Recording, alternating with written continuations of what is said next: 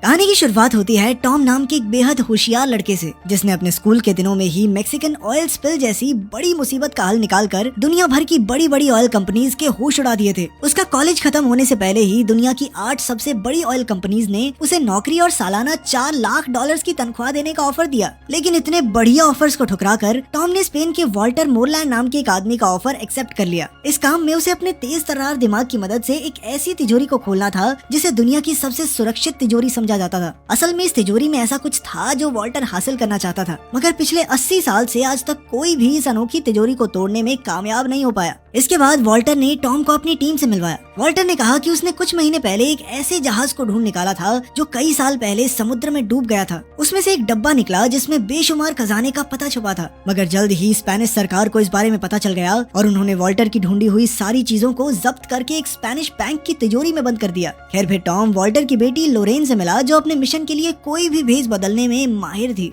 उसके अलावा उनकी टीम में क्लाउस था, जो कि एक जबरदस्त हैकर था। जेम्स वॉल्टर का खास आदमी था, जो पहले एक फौजी हुआ करता था और अब वो एक जबरदस्त फाइटर था। साइमन उनकी टीम के लिए हर जरूरत का सामान लाता था। जब तक उसे पैसे मिले वो वॉल्टर को दुनिया की कोई भी चीज लाकर दे सकता था। खैर आज टॉम का पहला दिन था और टीम को बैंक का सिस्टम हैक करने में मुश्किल हो रही थी। उन्हें एक कोड भरने की जरूरत थी, मगर उन्हें कोई आइडिया नहीं था कि आखिर ये कोड क्या हो सकता है। तब टॉम ने आइडिया दिया कि उन्हें बैंक के किसी क्लाइंट से बैंक का ऑटोमेटेड वॉइस मेल बनकर बात करनी चाहिए और इस तरीके से उन्हें वो कोड मिल सकता है। आखिरकार टॉम की तरकीब काम कर गई और उन्हें आसानी से कोड मिल गया। सबने टॉम को शाबाशी दी और टॉम अपने नए घर में पहुंचा। फिर अगले दिन से टॉम बाकी की टीम के साथ बैंक ऑफ स्पेन के नक्शे को समझने लगा। वॉल्टर के मुताबिक ये बिल्डिंग दुनिया की सबसे सुरक्षित बिल्डिंग है, क्योंकि यहाँ हजारों की तादाद में सेंसर्स और कैमरास लगे हैं और वहाँ के गार्ड भी सिक्योरिटी में कोई कमी नहीं छोड़ते। उनकी सबसे बड़ी मुश्किल तो स्पेनिश आर्मी का हेडक्वार्टर था, जो कि बैंक के ठीक सामने बना हुआ था। जब भी बैंक के सिक्योरिटी अलार्म्स बजेंगे तो हेडक्वार्टर से 500 फौजी एक साथ बैंक में घुस आएंगे। इसके अलावा बैंक का सिक्योरिटी चीफ पहले स्पेन की काउंटर टेररिज्म फोर्स का कमांडर था।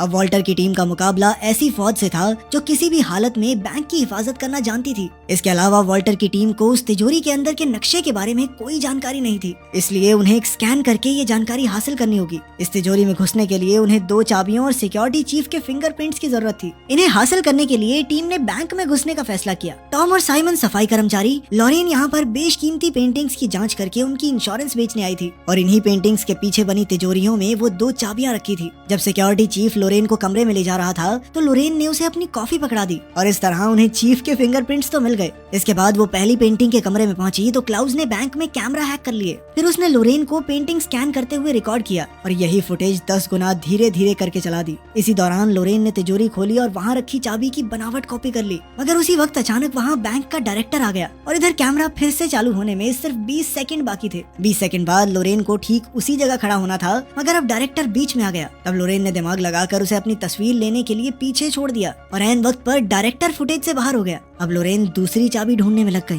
वहीं दूसरी ओर टॉम को सफाई वाले का भेस बनाकर तिजोरी स्कैन करनी थी। उसके हिसाब से असली तिजोरी इसी मीटिंग रूम के ठीक नीचे थी। टॉम तुरंत टेबल के नीचे छुप गया और उसने अपनी मशीन से स्कैन का काम शुरू किया, मगर तभी अचानक कुछ लोग वहाँ मीटिंग करने आ गए। अब टॉम टेबल के नीचे फंस चुका था और अचानक उसकी स्कैनिंग मशीन भी खराब हो गई। खैर कुछ देर छेड़छाड़ के बाद टॉम ने मशीन चालू कर दी और स्कैन पूरा हुआ, मगर उसी पल एक अलार्म एक्टिवेट हो गया और सिक्योरिटी चीफ ने पूरे बैंक को बंद कर दिया। तभी सामने से फौजी बैंक के लिए निकले। इधर लोरेन ने दूसरी चाबी का डुप्लीकेट बनाया ही था कि बैंक का डायरेक्टर उसे लेने आ गया। इस हड़बड़ी में वो असली चाबी को वापस रखना भूल ही गई। आखिरकार टीम ने फैसला किया कि लोरेन ये चाबी टॉम को देगी और टॉम चाबी को वापस तिजोरी में रखेगा। चाबी लेकर टॉम तीसरे माले पर गया और उसने चाबी रखकर तिजोरी बंद कर दी। तभी अचानक उसे पता चला कि एक गार्ड उस कमरे में आ रही है। फिर टॉम दिमाग लगाकर जानबूझकर पकड़ा गया और उसने नाटक किया कि ईयरफोन्स के कारण उसे सिक्योरिटी अलार्म सुनाई नहीं दिए। ये सुनकर गार्ड ने उसे जाने दिया और आखिरकार उनका मिशन पूरा हुआ। इसके बाद टॉम ने मशीन से मिला हुआ स्कैन निकाल कर देखा तो पता चला कि तिजोरी के नक्शे में ऐसी जगह थी जो ढंग से दिखाई नहीं दे रही थी।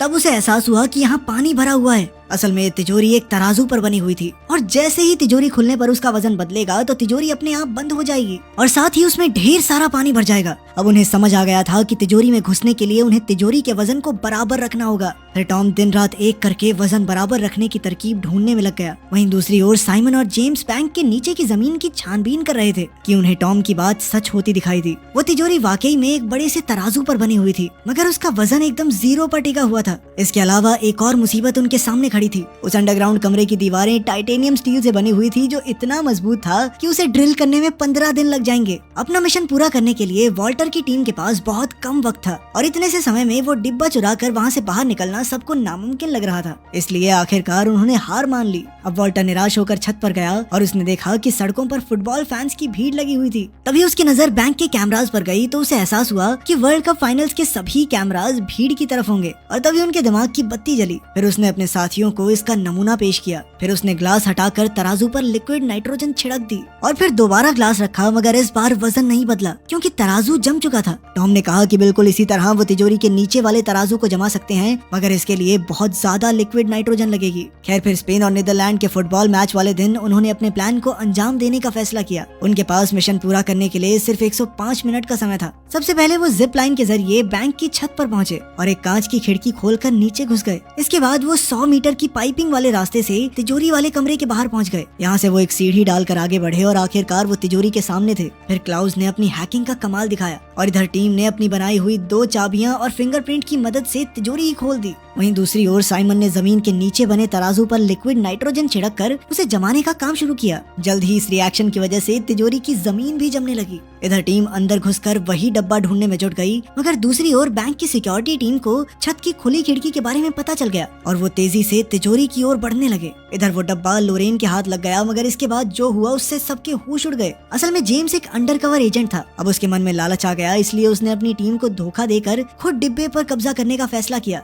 अब लोरेन के पास कोई चारा नहीं था, इसीलिए उसे जेम्स को डिब्बा देना पड़ा। मगर इससे पहले कि वो यहाँ से बाहर निकल पाते, नीचे तराजू पर लिक्विड नाइट्रोजन का असर खत्म हो गया, जिससे तिजोरी का सिक्योरिटी सिस्टम एक्टिवेट हो गया। अब टॉम, लोरेन और जेम्स तिजोरी में कैद हो गए थे और वहाँ तेजी से पानी बढ़ने लगा। जेम्स तो पहले फौजी रह चुका था, इसलिए उसे स्विमिंग आती थी और वो डिब्बा लेकर वहाँ से भाग निकला। इधर सिक्योरिटी चीफ ने इमरजेंसी का ऐलान कर दिया और उसके आदमी हथियारों के साथ तिजोरी की ओर भाग रहे थे। वहीं तिजोरी में इतना पानी भर चुका था कि टॉम और लोरेन की जान खतरे में थी, क्योंकि वो कभी भी डूब सकते थे। अब उनके पास कोई चारा नहीं था, तो ऐन वक्त पर टॉम के दिमाग की बत्ती जली और उसने साइमन को तराजू पर और भार डालने को कहा, ताकि पूरी मशीनरी को लगे कि तिजोरी पूरी तरह से पानी से भर चुकी है। साइमन ने फटाफट सारे नाइट्रोजन टैंक्स तराजू में रख दिए, पर वो भी काफी नहीं थे। आखिरकार उसने अपना रेडियो भी ऊपर रख दिया और इतने से भार से तराजू का वजन बढ़ गया। अचानक सिस्टम के मुताबिक तिजोरी का पानी बाहर निकलने लगा। इधर फौज तिजोरी में घुसकर चोरों को रंगे हाथों पकड़ने ही वाली थी, मगर जैसे ही उन्होंने दरवाजा खोला तो उनके होश उड़ गए, क्योंकि तिजोरी में कोई भी मौजूद नहीं था। असल में टॉम और लोरेन ड्रेन पाइप्स के जरिए भागकर बैंक के ऊपर वाले मालों में पहुंच गए। इधर फौज और गार्ड्स हाथ धोकर उसके पीछे पड़े हुए थे कि अचानक लोरेन को याद आया कि जिस कमरे में वो पेंटिंग स्कैन करने गई थी, डायरेक्टर उसकी खिड़की हमेशा खुली रखता था। अब वो दोनों बिना समय गवाए खिड़की से नीचे कूद गए, जहाँ हजारों फैंस की भीड़ लगी हुई थी। उन्होंने तुरंत अपनी जैकेट्स उतारी और भीड़ में खो गए। इधर उनका पीछा करते हुए फौजी भी काफी करीब आ गए और अब वो पकड़े जाने वाले थे। आखिरकार वो खुद को पुलिस के हवाले करने को तैयार हो गए, पर उसी पल स्पेन मैच जीत गया और सारे फैंस खुशी से पागल हो गए। इतनी भीड़ में फौजी टॉम और लोरेन का पीछा नहीं कर पाए और आखिरकार वो दोनों बच निकले। फिर कुछ दिन बाद जेम्स ने वो चुराया हुआ डिब्बा अपने बॉस को दिया और जब उन्होंने खजाने का पता निकाला तो उसमें आईफिल टावर की लोकेशन थी। तब उन्हें याद हुआ कि ये सिक्योरिटी लोकेशन नहीं है और वॉल्टर की टीम ने उन्हें चकमा दे दिया था। आखिर में खुलासा होता है कि टॉम और लोरेन ने असली डिब्बा नकली डिब्बे से बदल दिया, जिस वजह से जेम्स ने नकली डिब्बा चुरा लिया। अब वॉल्टर की टीम एक रिजॉर्ट में मजे ले रही थी कि उन्होंने डब्बे से असली खजाने की लोकेशन ढूंढी। तब उन्हें पता चला कि यह खजाना बैंक ऑफ इंग्लैंड में छुपा हुआ है। इसके बाद उनकी टीम एक और नए मिशन के लिए तैयार हो गई।